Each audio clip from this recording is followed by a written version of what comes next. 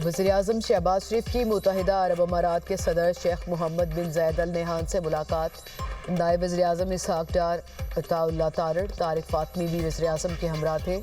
वज़ीर-ए-आज़म का बरादराना ताल्लुकात को स्ट्रेटेजिक और इक़्तिसादी शराकत दारी में बदलने के अज़्म का यादा। दोनों मुल्कों के दरमियान दो तरफ़ा तजारत में नुमाया इजाफे की ज़रूरत पर जोर। दोनों रहनुमाओं के दिफाई ताउन के फ़रोग़ पर तफसीली गुफ्तगू। IT, तवानाई, कानकनी, मादनियात, दीगर शोबों में ताउन बढ़ाने के तरीक़ों पर तबादला ख़याल। शहबाज शरीफ ने कहा, UAE में मुकीम पाकिस्तानी दोनों मुल्कों के दरमियान ताल्लुकात को मजबूत बनाने में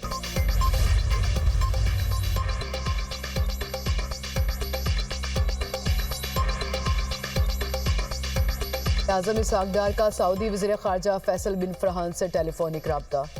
खित्ते की सूरत हाल और हालिया पेशरफ्त पर तबादला ख़याल। इसहाक डार ने दो तरफ़ा ताल्लुकात में मुस्बत पेशरफ्त पर इत्मीनान का इज़हार किया। फैसल बिन फरहान ने दो तरफ़ा ताल्लुकात को मज़ीद मजबूत और फ़रोग़ देने के अज़्म का यादा किया।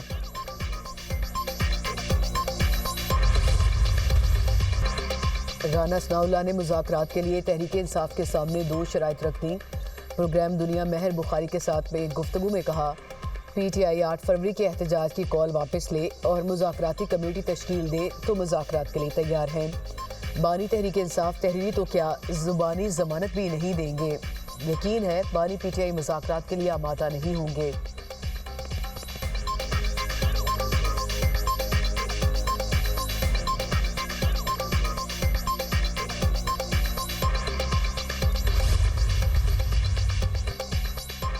मुज़ाकरात का कोई नेमुल बदल नहीं, हालात बदलने के लिए मुलाकात की भीख मांगता हूँ।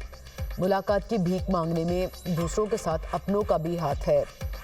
चम्मे PTI बैरिस्टर गौहर की दागल नाके पर मीडिया से गुफ्तगू। कहा, लगता है 2026 भी सज़ाओं का साल होगा। हालात जैसे तकाजा कर रहे हैं, मुज़ाकरात वैसे नहीं हो रहे।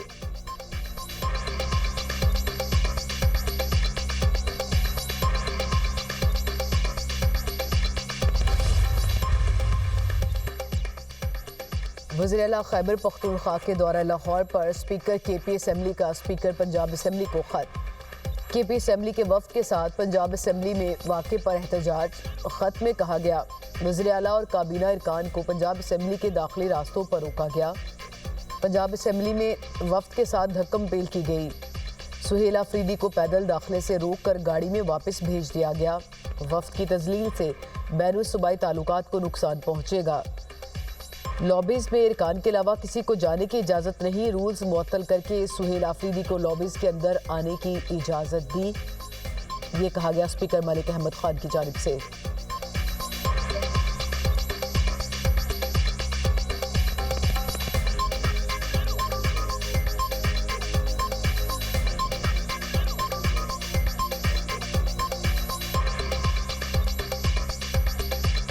जब हमें ये कम्युनिकेट किया गया तो मैंने स्टैंडिंग इंस्ट्रक्शंस कि हर तरह की फैसिलिटेशन आप लीडर ऑफ अपोजिशन के साथ तय कर दें। ये उनसे कम्युनिकेट हुआ कि जब आप गैर मुतल्लका इश्खास को लेकर आएंगे तो उससे मुश्किल पैदा होगी। उनको बताया गया। जब ये मसला पैदा हुआ कि कुछ अनऑथराइज्ड लोग जिनके पासेस नहीं थे, जिनकी अंदर आने की इजाज़त नामे नहीं थे और जो उस फहरिस्त में लोग नहीं थे जो लीडर ऑफ अपोजिशन ने दी, बदकिस्मती से वो अगली सीन्स मैंने भी TV स्क्रीन्स पर देखे, वीडियोस देखी।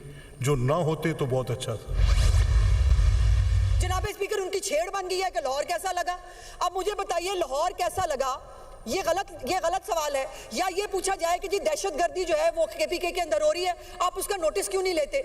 जनाब चेयर, जो कुछ पंजाब के सहाफ़ियों के साथ, जो प्रेस क्लब गैलरी के लोगों के साथ किया गया, जनाब स्पीकर, मैं भी एहतजाज के तौर पर मैं भी इसके ऊपर वॉकआउट करती हूँ। जी वज़ीर इत्तलात पंजाब का वज़ीर आला खैबर पख्तूनख्वा के दौरा लाहौर के दौरान रवैये पर पंजाब असम्बली से वॉकआउट।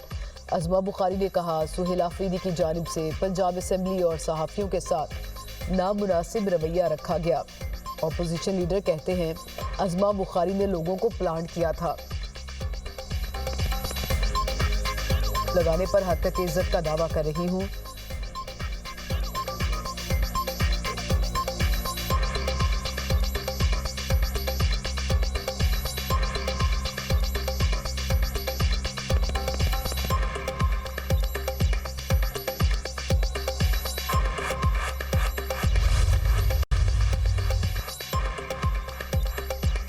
لاہور کے حلقہ N130 سے نواز شریف کی کامیابی کا نوٹیفیکیشن درست قرار، ڈاکٹر یاسمین راشد کی نواز شریف کے خلاف درخواست خارج، الیکشن ٹرائیبیونل کے جج رانا زاہد محمود نے فیصلہ سنا دیا، ڈاکٹر یاسمین راشد نے نواز شریف کی کامیابی کو چیلنج کیا تھا۔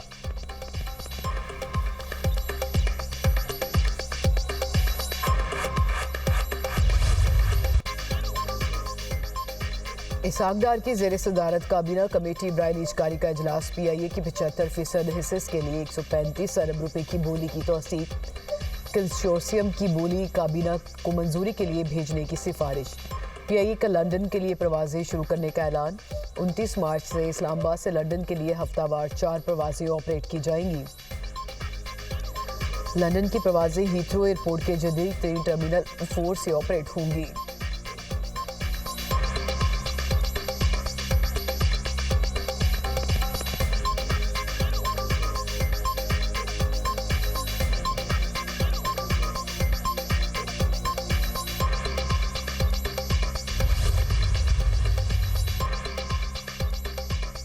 خیبر پختونخوا میں قیام امن اولین ترجیح ہر ممکن تعاون فراہم کریں گے، وزیر داخلہ محسن نقوی کی گورنر خیبر پختونخوا فیصل کریم کنڈی سے ملاقات میں گفتگو، گورنر کے پی نے صوبے کو درپیش سیکیورٹی چیلنجز سے آگاہ کیا، وزیر داخلہ محسن نقوی نے کہا فتنہ الخارجین کے سہولت کاروں کے خاتمے کے لیے مشترکہ اقدامات جاری ہیں۔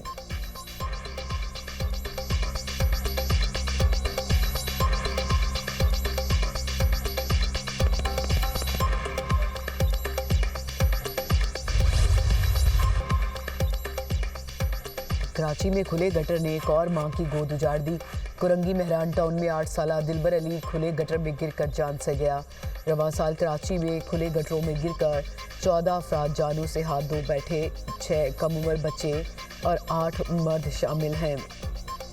میر کراچی کا کہنا ہے کہ گٹر پر ڈھکن موجود تھا، کسی نے سائیڈ پر رکھ دیا، اس دوران یہ واقعہ پیش آیا، ان معاملات کو سیاست سے دور رکھنا چاہیے۔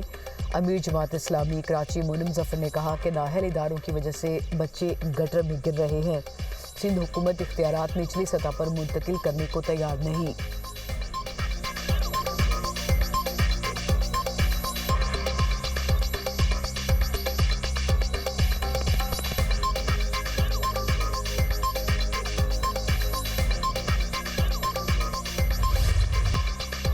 بنگلہ دیش کی پہلی خاتون وزیر اعظم خالدہ ضیاء کا طویل علالت کے بعد انتقال، بنگلہ دیش بھر میں 3 روزہ سوگ کا اعلان، سابق وزیر اعظم کی نماز جنازہ آج ڈھاکہ میں پارلیمنٹ ہاؤس کے باہر ادا کی جائے گی، اسپیکر قومی اسمبلی اجاز صادق نماز جنازہ میں شرکت کریں گے۔ خالدہ ضیاء طویل عرصے سے بیمار اور ڈھاکہ کے ہاسپٹل میں زیر علاج تھیں۔ صدر مملکت اور وزیر اعظم کا بیگم خالدہ ضیاء کے انتقال پر دکھ کا اظہار، آصف علی زرداری نے کہا کہ خالدہ ضیاء کی قیادت اور خدمات کو یاد رکھا جائے گا۔ وزیر اعظم نے کہا کہ غم کی اس گھڑی میں حکومت اور پاکستان کے عوام بنگلہ دیشی بھائیوں کے ساتھ ہیں۔